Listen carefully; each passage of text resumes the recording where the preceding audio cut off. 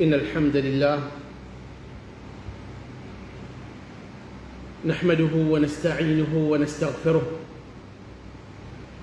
ونعوذ بالله من شرور أنفسنا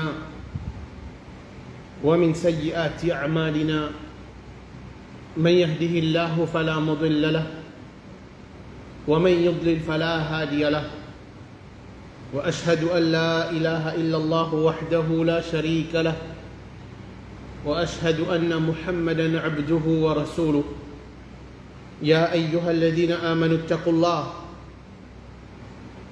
الله حق تقاته ولا تموتن إلا وأنتم مسلمون يا أيها الناس اتقوا ربكم الذي خلقكم من نفس واحدة وخلق منها زوجها وبث منهما رجالا كثيرا ونساء واتقوا الله الذي تساءلون به والأرحام إن الله كان عليكم رقيبا يا أيها الذين آمنوا اتقوا الله وقولوا قولا سديدا يصلح لكم أعمالكم ويغفر لكم ذنوبكم ومن يطع الله ورسوله فقد فاز فوزا عظيما أما بعد فإن أصدق الحديث كتاب الله وخير الهدي هدي محمد صلى الله عليه وسلم وشر الأمور محدثاتها وكل محدثة بدعة وكل بدعة ضلالة وكل ضلالة في النار. السلام عليكم ورحمة الله وبركاته. Mes frères, mes sœurs qui ont l'iman, nous tous nous connaissons qui, avant d'accomplir sa grande ibadat, sa deuxième pilier de l'islam là, salat, il est obligatoirement pour qui nous faire wudu. Et nous tous qui là nous dire avant salat nous faire wudu. Mais c'est ça question qui chaque dimanche lui pose lui-même, est-ce qu'il me connaît faire wudu? Est-ce qu'il mon wudu peut ressembler au wudu du prophète Mohammed sallallahu alayhi wa sallam? Alors peut-être dans sa question-là, beaucoup de monde pour faire. Parce que beaucoup de monde nous disent qu'ils ne savent pas qu'on fait wudu. Je fais wudu comme à gagner. Je fais wudu d'après l'esprit. Combien de salat nous pouvons faire? Tous les jours nous pouvons faire salat. Et comment nous connaissons, si un dimanche il débute dans salat, il n'est pas fait faire wudu, ce salat pas compté. Est-ce qu'il nous a tracas? Est-ce qu'il nous apprend concernant wudu que le prophète Mohammed sallallahu alayhi wa sallam fait enseignement? Est-ce qu'il nous apprend comment bien faire wudu pour mon salat être accepté auprès d'Allah subhanahu wa ta'ala? Alors c'est à cause ça même qu'il est important, nous cause concernant ça, il est important pour qui nous faisons des efforts, nous apprendre comment faire wudu, parce qu'il n'est pas drôle qu'un dimanche, le jour du Qiyamah, il peut présenter devant Allah subhanahu wa ta'ala, il peut penser que moi, je tiens dimanche qui te fait faire beaucoup de salat, l'olatir. Mais seulement, quand il peut récompense de ce beaucoup de salat qu'il fait faire, il peut n'avoir aucune récompense auprès d'Allah subhanahu wa ta'ala. Qui fait parce qu'il ne donne lui-même la peine pour apprendre comment faire wudu. Alors, wudu, c'est la clé qui, comme on dit, les fins du salat est accepté auprès d'Allah subhanahu wa ta'ala. Donc, ce mot wudu là, c'est un mot en arabe. Quand nous pouvons cette traduction de langage arabe, côté langage arabe, nous pouvons trouver que définition qui nous peut gagner, c'est la propreté et la lumière. la propreté et la lumière. Qui fait nous bougain sa signification là, la propreté et la lumière, parce que salat, parce que wudu, li embellir un dimon. Quand un dimon il peut faire wudu, il peut embellir lui-même dans sa dunya là et surtout dans l'akhirat. Quand un dimon il peut faire wudu, il peut embellir lui, d'un côté ce dunya, c'est il peut enlever le malpropreté qui est dans le corps. Par exemple, sur la main sale, sur les pieds une salle, quand il peut faire wudu, il peut laver sa bonne partie là avec de l'eau, mais sa bonne partie là, puis même propre, puis embellir lui-même. Ça c'est côté dunya. Et dans l'akhirat, nous trouvons c'est la propreté et la lumière. Oui, c'est les pour donner nous la lumière le jour du Qiyamah. Bonne partie qui nous fait laver dans le wudu, ça peut éclairer le jour du Qiyamah. Comme le prophète Muhammad sallallahu alayhi wa sallam dit Inna ummati yud'auna yawm al-qiyamah ghurran muhajjilina min athar al-wudu. Mon ummat peut être appelé le jour du Qiyamah et qui se figure et se lame, se les pieds pour éclairer par trace wudu. Ça hadith là dans Bukhari. Alors, le jour du Qiyamah, sa quantité de monde qui est là, pendant depuis Adam alayhi salam, et dernier démon qui vivent l'olaté avant Qiyamah, ou présent devant Allah. Alors comment est-ce que le prophète Muhammad sallallahu alayhi wa sallam pour reconnaître ce ummat, c'est à travers une partie qui finit laver dans le wudu, ça peut éclairer. Et ça c'est un parmi les caractéristiques de sa ummat là, qui va les autres pas gagner. Le prophète pour reconnaître ce ummat à travers ça l'éclairage qui peut éclairer sur la main, sur les pieds, ce qu'il finit laver dans le wudu là. Et ça c'est côté langage arabe. Côté sharia, comment les ulama finissent définir le mot wudu?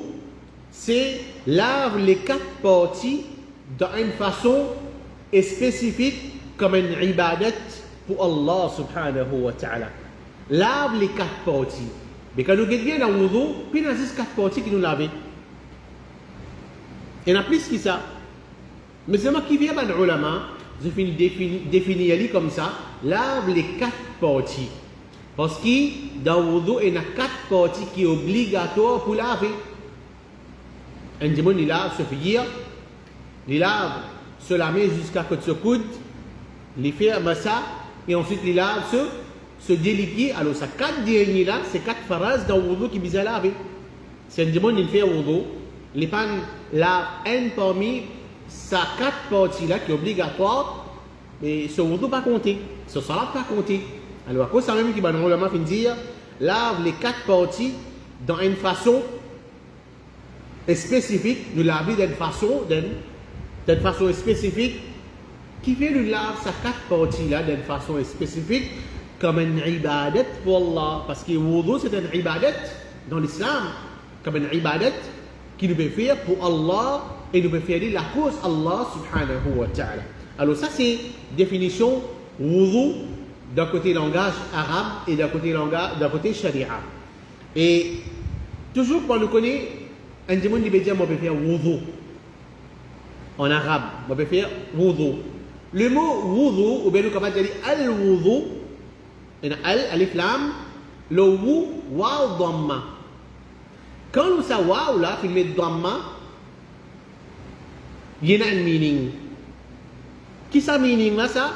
C'est il peut faire l'action wudu. Alors un démon il peut dire tu connais? Moi peux faire wudu. Le waouh est un dhamma, moi peux faire wudu. C'est il peut faire l'action wudu. Il peut pratiquer l'action wudu là. Mais seulement si ça même là ça waouh là me tire sa dhamma là qui peut-être et certaines viennent apprendre pêche, je crois, pêche. Motieli, moi mettre une fatha loli, moi mettre un zabar loli. Livin al-wadu, al-wadu, qui veut dire al-wadu, il y a une autre signification. C'est ça quelque chose qui nous peut servir pour nous faire wudu avec ça là. C'est de l'eau. Alors, comment est-ce qu'il une voyelle, ne pas dire un mot, mais un voyelle, licence, signification, quelque chose. Al-wudu, l'action wudu, c'est mot faire, action wudu. Al-wadu, c'est mot c'est quelque chose qui m'a servi pour faire wudu avec ça là. Un autre exemple, par exemple, nous connaissons série, nous disons de faire série. Quand nous regardons, nous faire série. Alors, en arabe, on appelle ça suhour. Suhour. Alors, quand nous disons suhour, le signe est en dhamma, c'est il peut faire action série, il peut manger, il peut boire. Action série, on appelle les suhour. Si le signe là, mon tia, ça pêche, ça dhamma là, on met un fatha, on met un zabar, l'oli, il devient sahour. Ou bien as-sahour. Alors, ça, c'est ça quitte chose qui me fait prendre, qui me fait faire série avec ça là. Il est capable de farata, il est capable de dire, il est capable de l'eau, il peut boire du thé. Ça quitte chose qui me fait consommer pour me faire l'action série avec ça là. C'est ça même qui on appelle les sahur. Ensuite, parmi les prophètes qui nous gagnent dans wudu, le prophète Mohammed sallallahu alayhi wa sallam lui dit Isbagh al-wudu shatrul iman. Faire wudu bien, c'est la moitié iman. Le prophète Mohammed sallallahu alayhi wa sallam, quand nous analysons ce hadith-là, qui trouve dans An-Nasa'i, il n'est pas fait dire faire wudu, il fait partie de iman. Faire wudu bien, isbagh al-wudu, faire wudu, comment bien faire.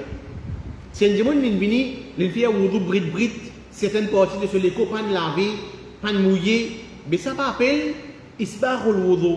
Ça pas appelle il fait wudu comme bizarre. Et ça pas augmente ce iman parce qu'il n'est pas fait l'action hein, comme bizarre faire. Mais faire wudu bien, comme le prophète l'a enseigné, ça c'est la moitié iman. Et dans l'autre hadith, le prophète Mohammed sallallahu alayhi wa sallam dit Man tawadda'a kama umira wa salla kama umira ghufira lahu ma taqaddama min amalin. C'est lui qui fait wudu. Toujours pareil, le prophète Mohammed sallallahu alayhi wa sallam précisait comment être ordonné pour faire wudu. Un dimanche, il peut faire salat. Avant il commence à faire salat, il va faire wudu. Il fait wudu comment bien faire. Et il fait salat comment être ordonné. Allah pardonne-lui sur un péché du passé. Allah pardonne-lui sur un péché du passé. Et ça hadith dans Ibn Majah. Alors ça c'est un petit peu concernant signification concernant le profit qui nous gagne dans wudu. Ensuite, nous venons de l'action wudu la même. Donc, comment faire wudu? Alors, un dimanche, il n'est pas simplement, il peut envie à le faire salat, il rentre en bas robinet, il commence à laver sur la main, il lave ses pieds, il lave sur les pieds, il finit faire wudu, il débute dans salat. Non. Avant ça, il y a une préparation. Quand un dimanche, les péoulés à faire wudu, les bisous enlèvent tout une petite chose qui trouve l'eau sur la peau, qui empêche de l'eau tout sur la peau. Par exemple, la peinture, blanco, teinture qui va madame mettez l'ozon, et de l'huile, tout ça une petite chose là normalement, si vous avez l'eau ou la peau, l'eau ou la main, vous êtes de l'eau là, il n'est pas mouillé ou la peau. Il n'est pas rentré dans la peau, il n'est pas mouillé ou la peau. De l'eau là, il est tombé, il est glissé, il est allé. Alors, qui n'est arrivé, sa partie, veut dire, ou la peau qui gagne, ça va être quelque chose là, l'eau là, mais il n'est pas gagné de l'eau, il n'est pas mouillé, ou ne doit pas compter. Alors, ça c'est la première petite chose. Nous devons prendre compte pour qu'il nous enlève toute une petite chose qui empêche de l'eau toucher sur la peau et aussi nous enlève, par exemple, il gagne l'urine l'eau. Ou bien il gagne la selle l'eau, par exemple. Nous ne sommes pas capables, non, mais il gagne l'urine, nous ne pouvons pas faire rien, nous faisons wudu, nous faisons salat. Non. Nous devons enlever toute une malpropreté qui est dans l'eau pour nous faire salat. Un dimanche, il fait wudu, il rentre dans salat. Quand salat est terminé, quand il peut dans ce lami, il bout la peinture, il reste. Ou soit, un petit bout, une place qui est blanco, le mon ami. Alors, qui les vient faire? Les vient gratter, les tire à la peinture, ça blanco, ou bien ça. Il y a beaucoup de choses qui viennent gagner qui empêchent de l'eau pénétrer dans ce la peau. Les enlève, les refait wudu et il besoin refaire sa salat là parce que ce salat pas compter parce que tahara wudu il y a parmi les conditions salat mais si condition la même pas respecter on fait sa ibadat là mais on n'a pas compter au besoin regarder retirer réal faire wudu réal faire salat là et ça c'est fatwa de comité de l'Arabie Saoudite. Ensuite l'autre chose qui vient après c'est nous besoin faire niyat, faire l'intention. Alors, normalement, l'intention, il rentre dans tout le ibadat. Ou on veut faire salat, ou on veut garder rosa, ou on veut donner sadaqa. N'importe quel ibadat, on besoin faire l'intention. Innama al-a'malu bin-niyat. Certainement, une action est basée là où l'intention. Qui fait, on peut faire cette action-là pour faire Allah plaisir. Alors, dans le wudu, c'est pareil. Besoin de l'intention. Et rien qui va nous faire, nous sommes capables de dire que peut-être si tout le monde peut faire l'intention, mais il y a certains qui ont l'intention pas bon. Qui nous peut dire par ça, je ne pas faire l'intention comme on besoin de faire. Combien de monde nous connaît faire l'intention, mais seulement ils prononcent sur l'intention sur la langue. نويت أن أتوضأ ou bien نويت أن أصلي خلف الإمام ou bien telle formule. Peut-être dans le passé, bien avant, il n'a pas dans cette façon-là. Mais c'est un erreur. Le prophète Mohammed sallallahu alayhi wa sallam jamais il ne prononce aucun niyat sur la langue. Niyat c'est dans l'esprit, niyat c'est dans l'équerre. Un dimanche avant de faire wudu. Obligatoirement besoin d'un niyat. Qui se niyat? Je peux faire wudu pour faire Allah plaisir. Je peux faire wudu pour me capable mettre mon ibadat en pratique. Je peux faire wudu pour moi faire salat, mon salat est accepté auprès d'Allah. C'est ça même. Puis il n'y a aucune phrase pour prononcer dans la langue. Comme Cheikh Al-Uthaymin le dit, فإذا أراد أن يتوضأ فلا بد أن ينوي قبل أن يسمي. Quand une personne lui voulait faire wudu, il besoin faire niyat avant qu'il dise bismillah. Il dit niyat, il trouve avant bismillah. Et comme ça, Imam al-Nawawi il dit, si le fin lave, la moitié se figure sans niyat. Qu'est-ce qu'on dit quand il commence au wudu? Il lave sur la main, il lave, il met de l'eau dans la bouche dans les nez, il lave se figure. L'imaginer qui a eu on va faire niyat. Même lui fait niyat. Pendant qu'il est là, se figure même, il fait niyat. Alors, comme si une partie de ce wudu, fait un niyat là-dedans, sa partie là pas comptée. Parce qu'il besoin d'un niyat. Comme Imam al-Nawawi le dit, si il fait lave la moitié se figure sans niyat, et ensuite, il fait un niyat quand il est là, les restes se figurent. Ce qu'il finit laver sans niyat là, il n'est pas compté sans aucune divergence là. Il lave la moitié figure, comment dire, il peut laver la moitié figure sans niyat, il fait un niyat, il m'a dit, il fait un niyat, ensuite il continue là, une partie qui sec de ce figure là, l'autre partie qui sec. Alors ça qu'il finit laver, avant niyat là, il n'est pas compté, il faisait refaire. Il faisait refaire ça. Alors ça c'est concernant niyat, il dit, il n'y a aucune phrase pour prononcer dans la langue, les existe dans l'équerre, les existe dans l'esprit, on peut penser. Et ensuite, le petit chose, quand il finit faire niyat, il dit Bismillah. Il dit Bismillah.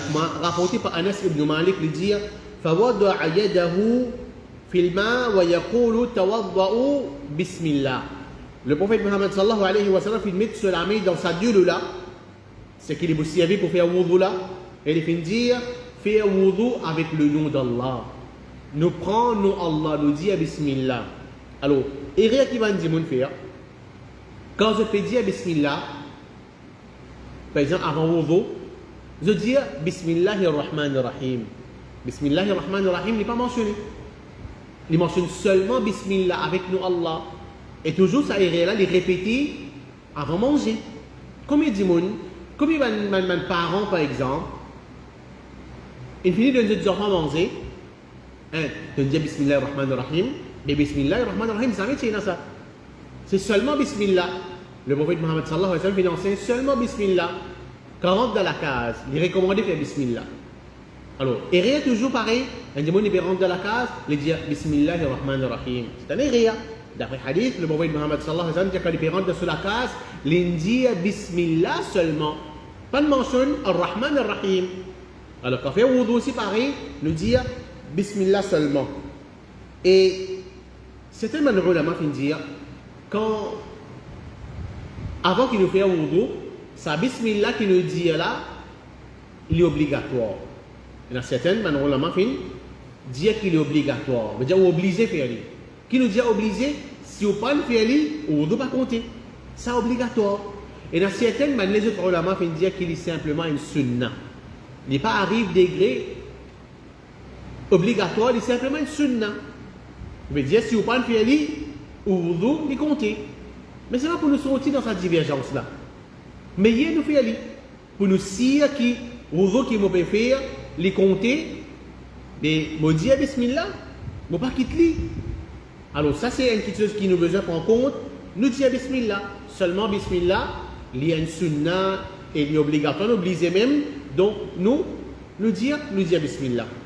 Ensuite, après qu'il nous finit de dire Bismillah, là nous commençons action wudu la même.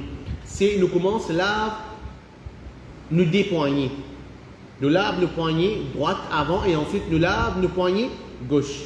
Rapporté par Aus ibn Aus, il dit رأيت رسول الله صلى الله عليه وسلم توضأ فاستوكف ثلاثا يعني غسل يديه ثلاثا. Nous finissons le messager d'Allah sallallahu alayhi wa sallam fait un wudu et il finit là se délamer jusqu'à se poigner 3 fois.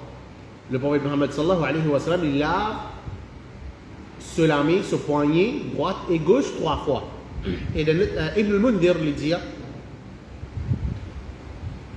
tout bon savant qui nous fait retenir des autres unanime le fait qu'il lave délamé au commencement wudu, il y a une sunna qui est recommandée faire. Alors, tout le temps nous apprend, nous lave la main dans wudu. Mais seulement est-ce qu'il lave la main dans wudu, il y a l'obligation? Non, il n'y a pas une obligation. Il n'est pas fait partie de mon action qui est obligatoire.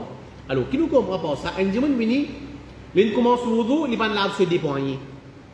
Est-ce que ce wudu pour compter? Oui, il est pour compter. Parce qu'il n'est pas obligatoire pour nous laver, nous dire la main dans le wudu. Et nous trouvons dans ce hadith-là, qui trouve d'Ahmed, le prophète Muhammad sallallahu alayhi wa sallam, il lave se délamer jusqu'à se poigner 3 fois. Action le prophète. Il mentionne 3 fois. Alors, comment dire, il lave se lamer seulement 2 fois. Il lave se lamer seulement une seule fois. Ou bien, les autres parties qui nous lavent, qui nous apprennent à laver 3 fois. Par exemple, figure, nous lavons la main, nous mettons de l'eau dans la bouche de notre néné 3 fois. Alors, 3 fois là, il y a une sunna. Si un dimanche, il fait un wudu, il lave une partie qui vient laver 2 fois, il lave une partie qui vient laver une seule fois, il est permissible. Mais c'est moi, il est sûr que c'est une partie qui vient laver, qui lave 2 fois ou bien une seule fois là, il est sûr qu'il est mouillé. S'il n'est pas mouillé, s'il y a une partie dans la pas mouillée, ce wudu pas compter. Alors, il prend compte cette petite chose-là.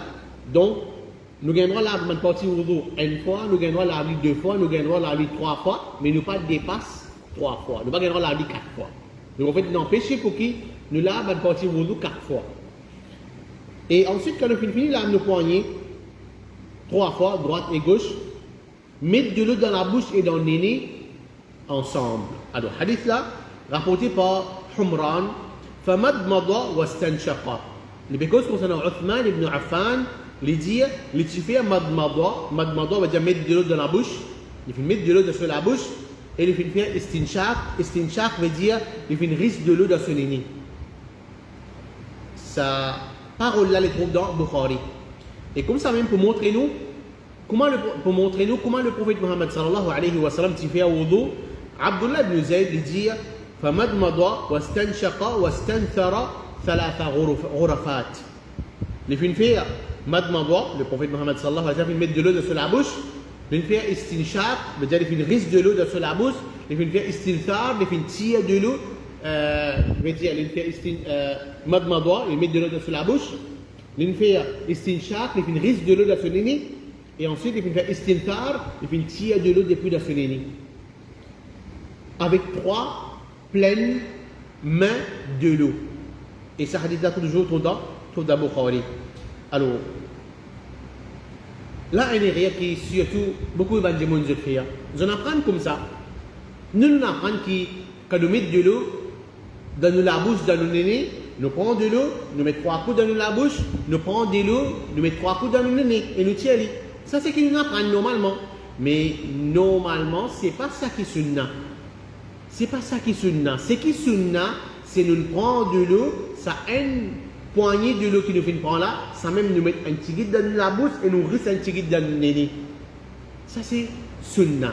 Veut dire si on prend, on peut mettre de l'eau dans la bouche et dans mon nez, il vient en 6 coups. 3 coups dans la bouche, 3 coups dans le nez. Alors ça n'est pas sunna. C'est que sunna, c'est 3 coups, on met de l'eau dans la bouche et dans mon nez.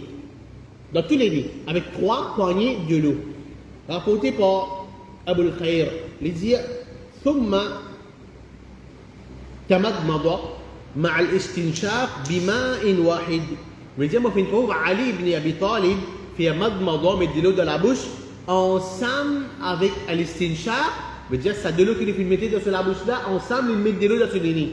Il dit, avec une seule poignée de l'eau. Avec une seule poignée de l'eau, il met de l'eau dans la bouche et il met de l'eau dans le nez. Sa parole là, comme dans Abu Daoud. Imam al-Nawawi, il dit, sunna concernant madmadwa, veut dire mettre de l'eau dans la bouche avec istinshaq, mettre de l'eau dans le nez, c'est faire avec 3 poignées de l'eau. Tous les deux, nous faisons avec 3 poignées de l'eau, les faire madmadwa et istinshaq avec chaque poignée de l'eau. Imam al-Nawawi finit sa parole là, quand il fait une explication de Ban Hadith Muslim.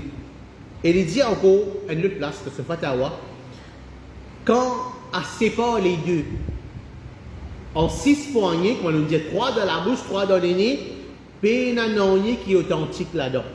Il n'y a aucune preuve qui est authentique là-dedans qui prouve nous, qui nous besoin prendre 3 poignées de l'eau, nous mettre dans la bouche, 3 poignées de l'eau, nous mettre dans le nez en 6 coups, il vient en 6 coups, puis il n'y a aucune preuve authentique là-dedans. Ibn al-Qayyim lui dit, l'itpézouane, le prophète Mohammed sallallahu alayhi wa sallam, l'itpézouane, madmada et istinshaq ensemble. L'esprit prend la moitié poignée de sur la bouche et l'autre la moitié pour se néner. C'est pas les deux, c'est pas madmada de istinshaq, zami, ça finit être mentionné dans quel hadith authentique. Pas mentionné dans aucun hadith authentique que le prophète prend 3 coups mettre dans la bouche, 3 coups mettre dans le nez. Sunna, c'est nous prendre de l'eau. Ça de l'eau que nous venons prendre là, ça même un petit guide nous mettre dans la bouche et ça même nous risque dans le nez. Alors, ensuite, quand nous finissons fini, mettre de l'eau dans la bouche et dans le nez, nous visons la figure. Nous lavons nos figures, comme rapporté par Humran, il dit ثم غسل وجهه ثلاثا. Ensuite, Uthman ibn Affan, parce que c'est Uthman ibn Affan, il finit lave ce figure 3 fois. Et ça preuve là, c'est dans Bukhari. Alors, Ibn Kathir l'expliquait comment bien la figure. Parce qu'il ne peut pas prendre un petit peu de l'eau, nous lavons la figure, fini. Nous lavons la figure 3 fois.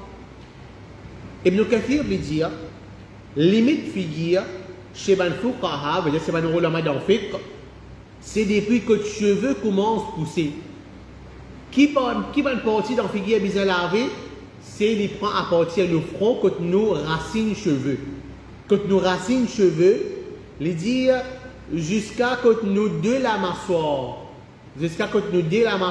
et le menton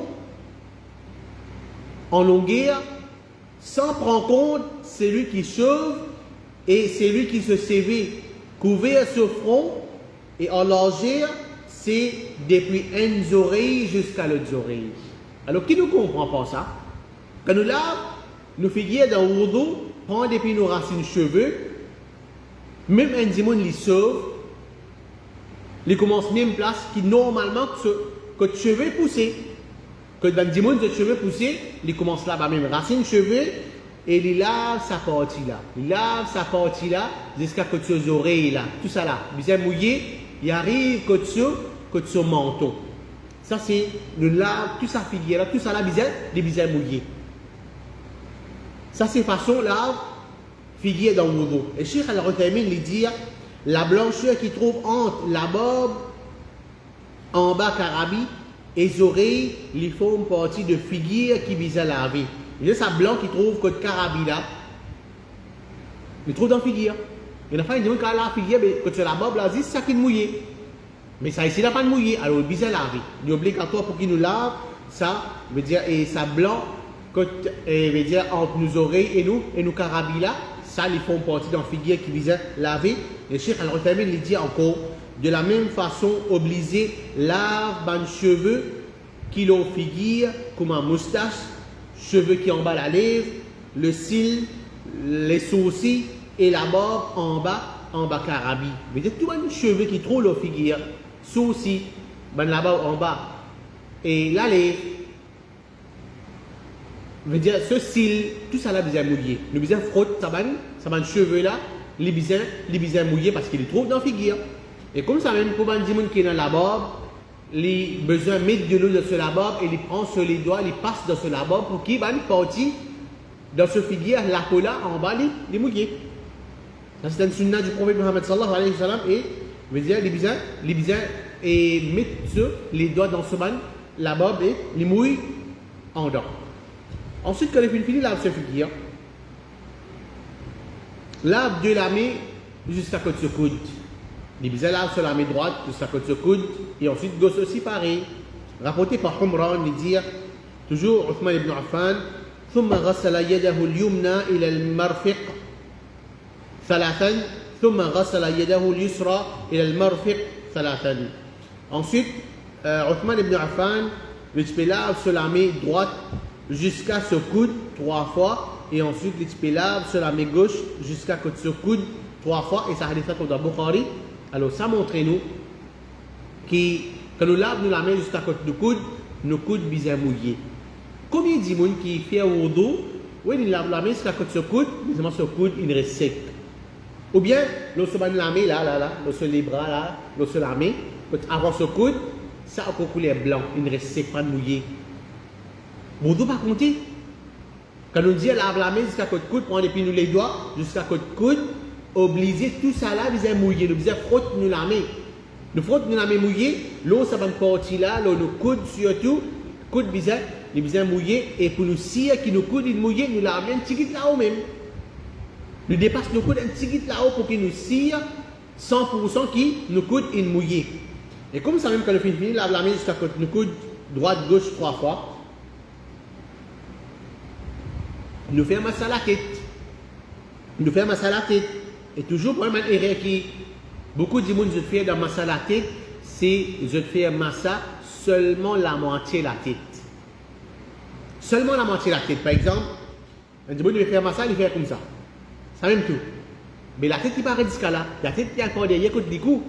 Alors, quand nous faisons masser, nous avons besoin de prendre nous la main toujours côté nos racines cheveux là.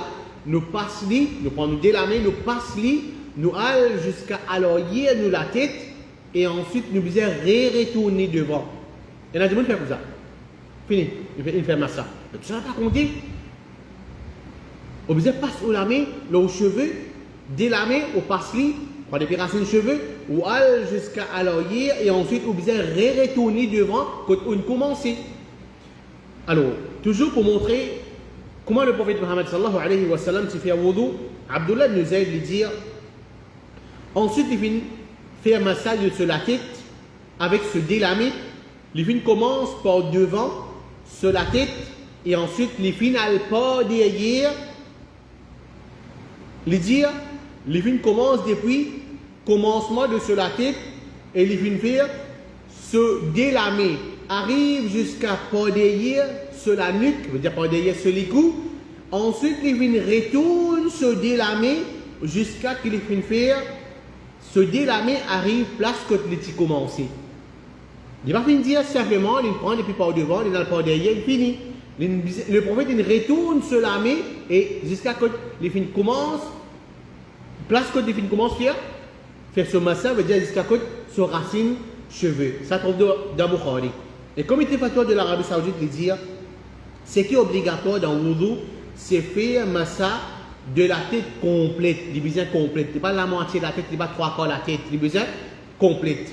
Le Cheikh Al-Rotamin lui dit, s'il fait un massa de cheveux qui est au commencement de la tête seulement, veut dire il fait massa de sa bout là, sans les restes, sans qu'il ne finisse pas sur la main, il fait massa, alors hier, les restes cheveux, ça n'est pas compté. Cheikh Al-Rotamin lui dit, ça n'est pas compté. Les besoins faire complète, la tête complète, donc ce cheveu complète, il retourne devant.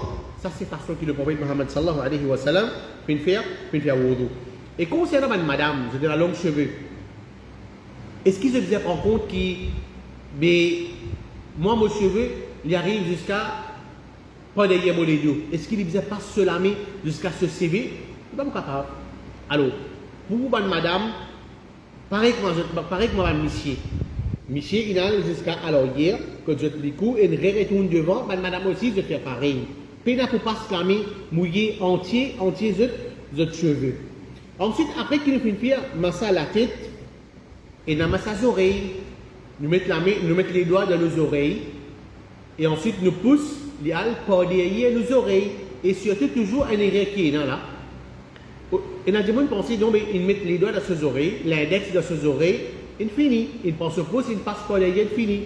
Mais ça va une rébeau les oreilles qui trouvent en dedans là.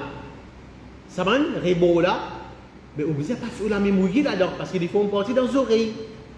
Il n'est pas simplement, on met la main dans l'eau, qu'on appelle trop les oreilles, on prend mon pouce, on passe à l'arrière, il finit. On peut prendre ou les doigts, on peut mettre dans sa main, dans les oreilles en dedans, je ne sais pas, pour là ou là. Alors, concernant le massage des oreilles, il y a une divergence dans les ulama. Et dans les ulama, il y a des formes parties dans le wudu. Et dans le ulama, je dis non, il n'y a pas forme partie dans le wudu. Puis, il faut faire un massage des oreilles. Alors, preuve qu'ils ont une servie. Il y a un hadith qui dit Al-udhunani min al-ra's. Des oreilles, ils font partie dans la tête. On fait un massage à la tête, mais les oreilles aussi, pareil, ils font partie de la tête. Ou bien, sur les oreilles, on fait un massage aux oreilles. Et ça, hadith là, dans Ibn Majah. Alors, on a fait une diverger, l'osa hadith là.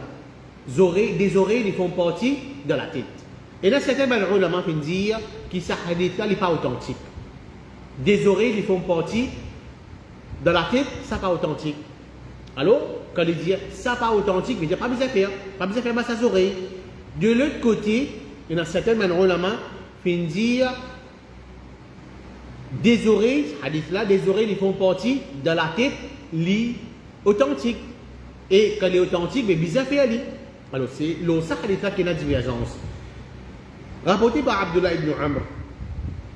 Ensuite, le prophète Mohammed sallallahu alayhi wa sallam fait un massage sur la tête et il fait ce dé l'index rentre dans des oreilles. Vous voyez le prophète, dans ce hadith là qui trouve dans Abu Daoud, il mentionne que le prophète fait un massage aux oreilles.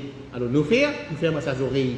Il dit ensuite, le prophète Mohammed sallallahu alayhi wa sallam fait un massage sur la tête. Il fait ce dé l'index rentre dans ses oreilles, il fait un massage à l'extérieur avec ce pouce, il fait un massage à l'extérieur de ses oreilles avec ce dépouce et l'intérieur de ses oreilles avec ce l'index. On va dire ça pour ça ici, là aussi pareil, il servit sur l'index, il fait un massage avec ça. Et ça preuve là qu'on nous disait les dans Abu Daoud. Ensuite, il fait un massage à la tête, il fait un massage aux oreilles, et parmi les erreurs qui fait encore, Masalikou. Vous faites Masalikou, je passe la main dans votre likou. Alors ça, ce n'est pas un hadith qui est authentique. Le prophète Mohammed sallallahu alayhi wa sallam n'est pas sur la main dans ce likou, faire Masalikou, ça n'est pas trop de hadith qui est authentique. Imam al-Nawawi, il dit ولم يصح عن النبي صلى الله عليه وسلم في مسح الرقبة شيء وليس هو سنة بل هو بدعة.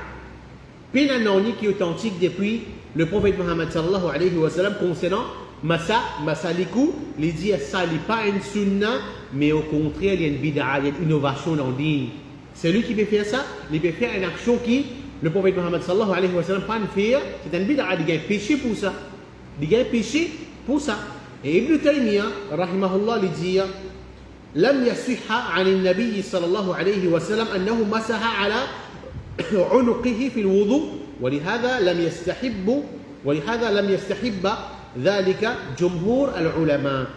Pas fin et n'a aucun hadith authentique qui remonte jusqu'à le prophète Mohammed sallallahu alayhi wa sallam qui lui fait faire massa sur les coups d'un wudu. C'est à cause ça même que la majorité des ulama pas considérer ça mustahab, pas considérer ça comme un sunna pour faire lui. Ibn al-Qayyim le dit pas fin et n'a aucun hadith authentique depuis le prophète concernant faire massa les coups. Et Ibn al-Qayyim le dit encore dans notre place, le dit hadith faire massa les coups quand faire wudu les fausses. Ce hadith qui mentionne faire massa les coups là, il n'est pas authentique, il faut ça. Alors, ça montre nous que quand on peut faire wudu, nous payons pour passer nous lamer, l'eau nous les coups, faire massa les coups, ça n'est pas font partie de la sunna, le prophète pas faire, quand le sahaba pas faire, et il compte comme une bid'a. Et comme ça même, il y a une partie qu'il avait dans le wudu, c'est concernant l'arbre des pieds. Toujours, nous commençons par côté droit avant et ensuite nous commençons par côté gauche. Rapporté par Nu'aym ibn Abdillah al-Mujmir. Les dire, ensuite Abu Huraira radiallahu anhu fait une lave sur les pieds droits, jusqu'à qu'il fait une lave ce tibia un petit peu. Ensuite, il fait une lave sur les pieds gauche, jusqu'à qu'il fait une lave ce tibia un petit peu. Et ensuite, il fait dire, c'est comme ça qu'il m'a fait trouve le messager d'Allah sallallahu alayhi wa sallam fait wudu. Il lave sur les pieds, droite, gauche, et il lave un petit peu là-haut, ce tibia. Et c'est la façon que le prophète Muhammad sallallahu alayhi wa sallam fait wudu, et ça compte dans muslim. Et quand on peut laver les pieds, nous servons de la main gauche. Nous servons de la main gauche surtout, nous servons de tirer les doigts pour nous mettre dans le banc hauteuil, le banc tirer les doigts, les doigts les pieds. Comme rapporté par Al-Mustawrid ibn Shaddad, il dit, me fait trop le messager d'Allah sallallahu alayhi wa sallam, quand les pieds fait wudu, les pieds frottent le hauteuil, veut dire les pieds, les doigts sur les pieds avec l'auriculaire, avec ce petit les doigts. Avec ce petit les doigts, sur la main gauche. Et ça trouve dans Abu Daoud. Il y a une petite chose qui est bien importante ici, toujours pour les erreurs qui vont faire encore, je lave les pieds, mais je cheville pas mouillé. Comme il dit, il lave les pieds, oui, mais c'est en cheville, il reste sec. Alors ça, il est bien grave. Elle compte comme un grand péché dans l'islam. Qui fait un grand péché? Parce que le prophète Muhammad sallallahu alayhi wa sallam mentionne punition pour ça. Un jour, mon sahaba a arrêté d'un voyage et il arrive à la salat, ça peut faire wudu. Le prophète Muhammad sallallahu alayhi wa sallam il a remarqué qu'il y a certains sahaba, je peux faire wudu, je peux laver, je peux dans wudu, je cheville, puis il reste sec. Le prophète Muhammad sallallahu alayhi wa sallam criait Waylul lil a'qabi minan nar, waylul lil a'qabi minan nar. Protège votre cheville, fais attention de votre cheville contre tu fais l'enfer, fais attention de votre cheville contre tu fais l'enfer. Qui ne comprend pas ça? Un dimoun. L'enfer wudu. Les pas lave ce cheville dans wudu, sa cheville là pas le brûler dans tu fais l'enfer. Malgré les faits dans l'ibadat là. Mais c'est moi les pas lave ce cheville, ça va le brûler dans tu fais l'enfer. Alors prends compte ça cette chose là, c'est nous lave nous les pieds, nous chevilles, droite, gauche, les bisacs, les obligatoirement mouillés dans le wudu. Et comme ça même, après qu'il nous finisse terminer le wudu, ou deux de termine là, il est recommandé qu'il nous lit le dua après le wudu. Comme le prophète Muhammad sallallahu alayhi wa sallam, il dit Ma minkum min ahadin yatawadda فيحسن الوضوء بين personne parmi eux qui les fait wudu, les fait ce wudu bien. Les fait ce wudu comment bien faire. ثم يقول حين يفرغ من وضوئه ensuite quand il termine ce wudu, il dit أشهد أن لا إله إلا الله وحده لا شريك له وأن محمدا عبده ورسوله.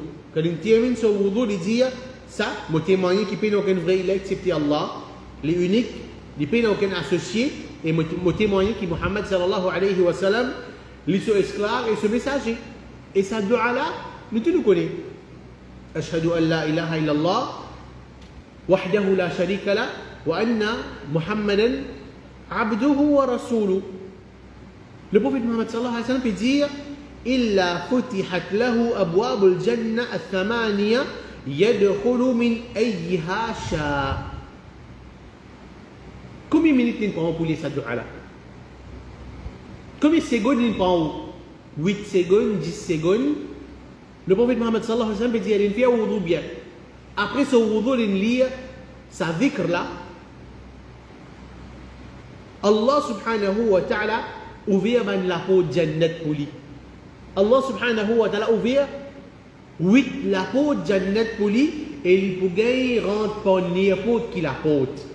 Il peut rentrer par n'importe qui la porte de Jannat. Tous les 8 la porte ouvertes pour lui, il peut rentrer par n'importe qui la porte de Jannat. C'est-à-dire qu'Allah subhanahu wa ta'ala qui a porte nous, ça a été dedans, comme Abu Daoud. Alors, il ne faut pas qu'il oublie pour nous lire cette dua-là.